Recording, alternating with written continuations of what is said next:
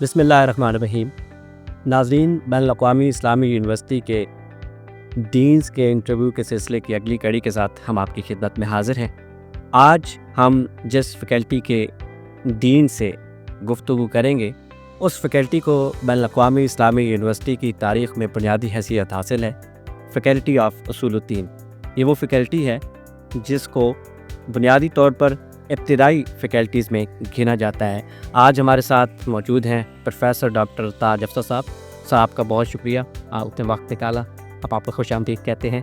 اور یہاں میں اپنے ان دوستوں کو ضرور متوجہ کرنا چاہوں گا جو بین الاقوامی اسلامی یونیورسٹی کے شعبہ اصول الدین، فیکلٹی آف اصول الدین کہنا چاہوں گا، یہاں داخلے کے لیے خواہش مند ہیں، وہ چاہتے ہیں کہ وہ مثال کے طور پہ مدرسہ بورڈ سے وہ فارغ التحصیل ہیں، یا ان کی جو دلچسپی ہے وہ علوم حدیث کی طرف ہے، تفسیر کی طرف ہے، یا تقابل ادیان کی طرف ہے، تو ان کے حوالے سے بھی ہم بات کریں گے کہ ان کے لیے کیا اہلیت درکار ہوتی ہے، اور یہاں کس طرح جو بین الاقوامی اساتذہ ہیں اور قومی اساتذہ ہیں وہ ان کے اذہان کی پیاری کرتے ہیں۔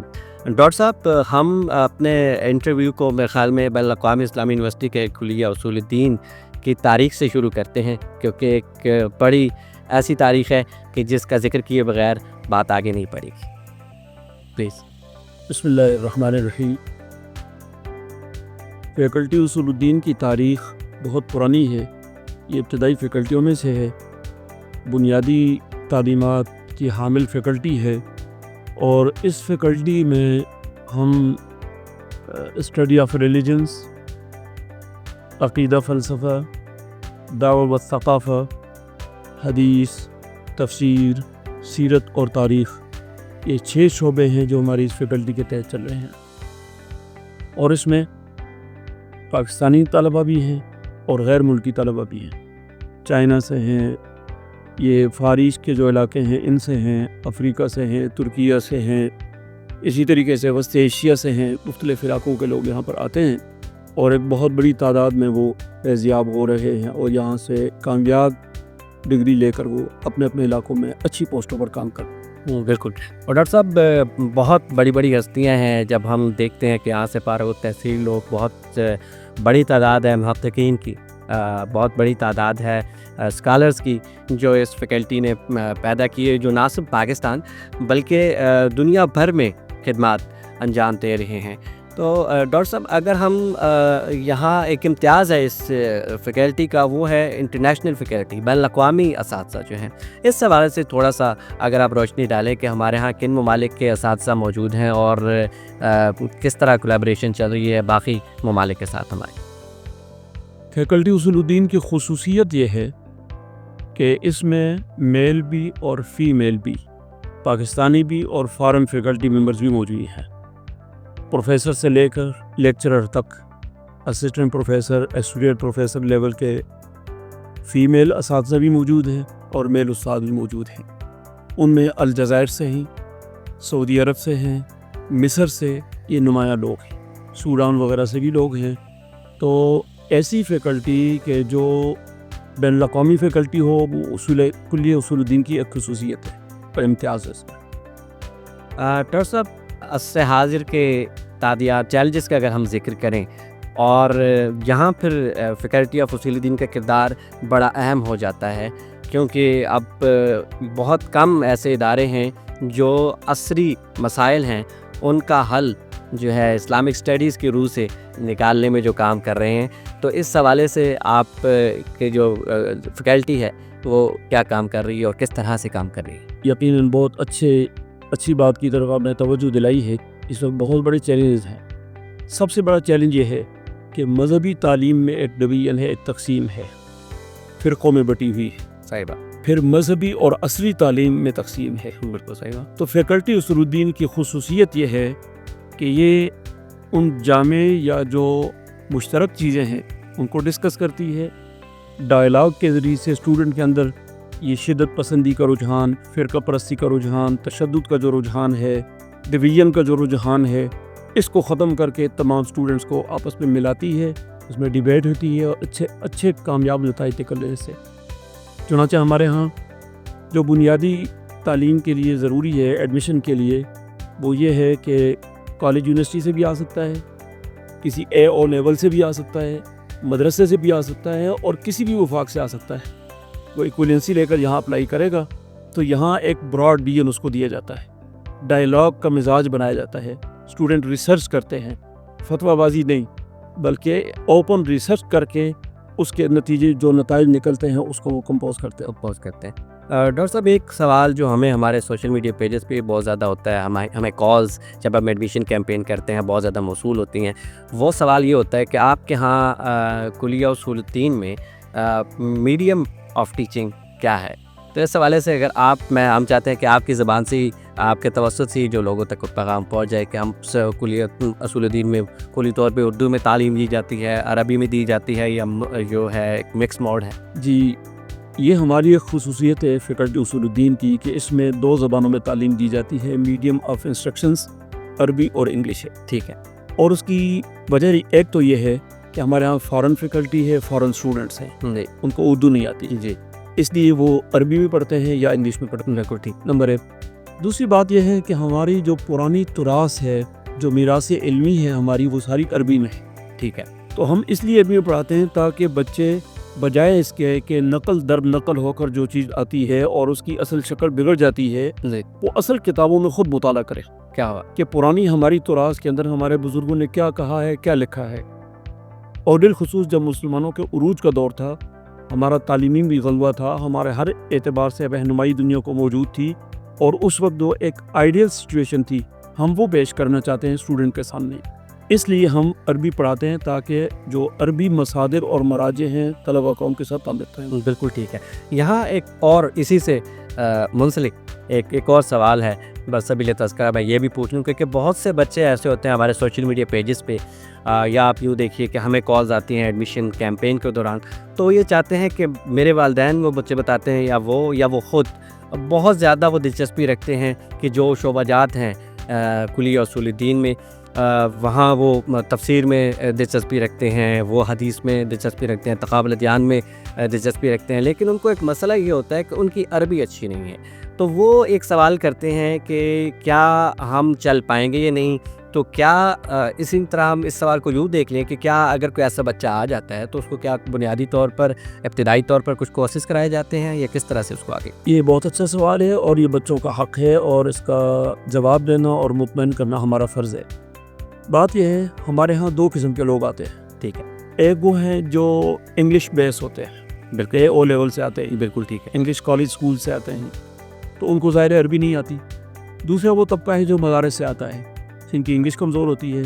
تو ہمارے ہاں لینگویج میں باقاعدہ سنٹر ہے, اس میں ہم اس کا لیول متعین کر کے, اگر تو بالکل ابتدائی ہے تو ابتدائی درجے کی انگلش یا عربی اس کو پڑھاتے ہیں, اگر انٹرمیڈیٹ درجے کا ہے تو انٹرمیڈیٹ درجے کی اس کو انگلش اور عربی پڑھاتے ہیں, اگر ایڈوانس درجے کا ہے تو اس درجے کے اس کو پڑھاتے ہیں, یہاں تک کہ وہ بچہ اس قابل ہو جاتا ہے کہ وہ عربی عبارات کو سمجھ سکے, اسے مفہوم اخذ کر سکے.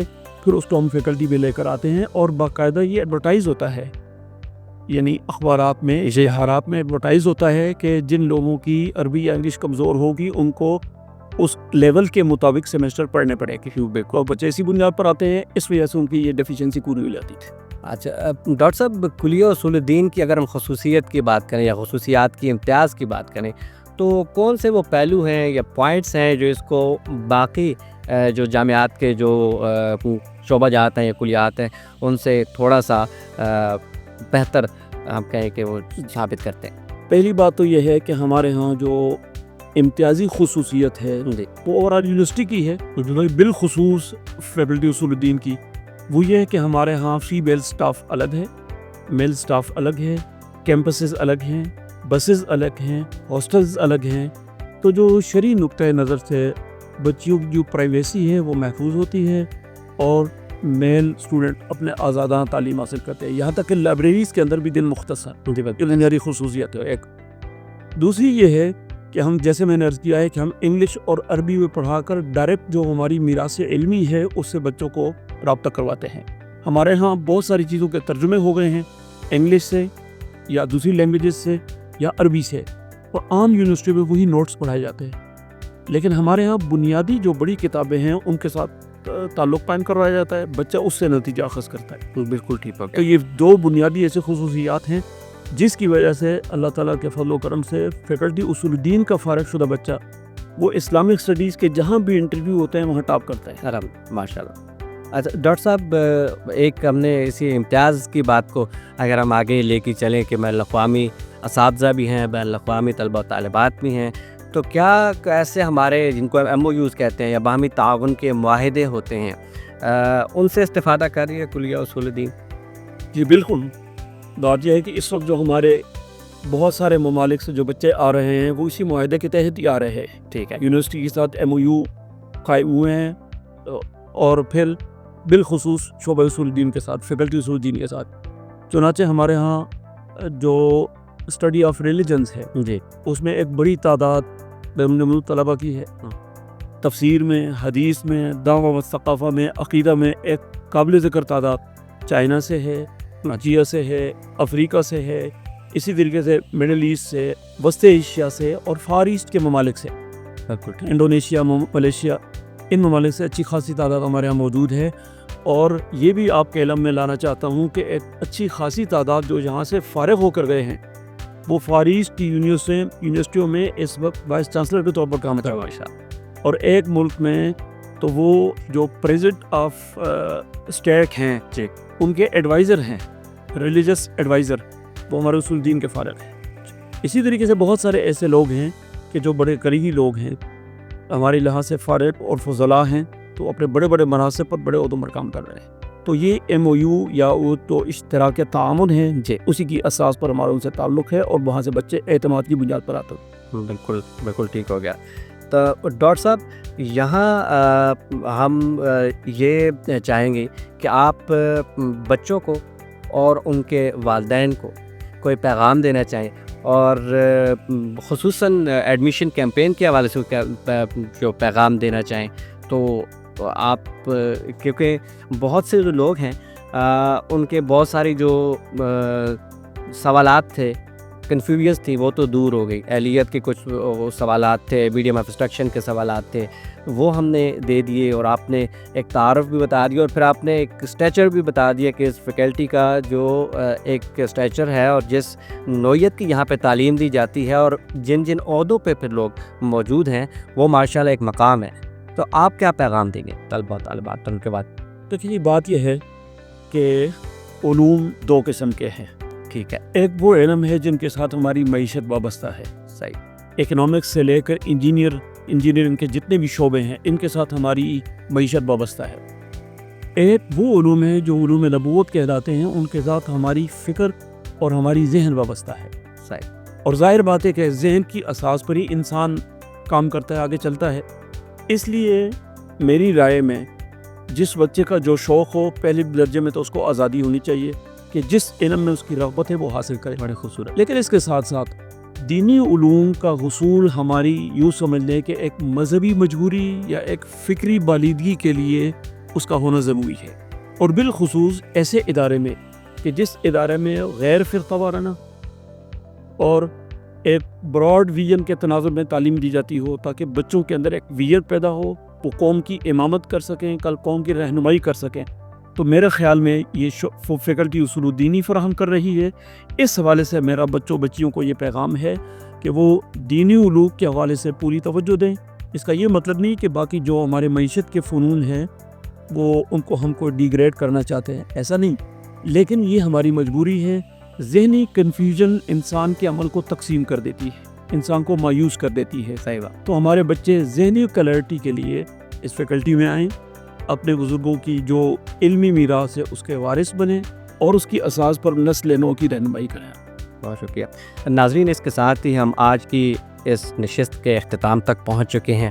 ڈاکٹر صاحب سے بڑی تفصیلی گفتگو رہی۔ ڈاکٹر صاحب ایک بار پھر آپ کا بہت شکریہ، آپ بھی شکریہ، تھینک یو سو مچ، اللہ حافظ۔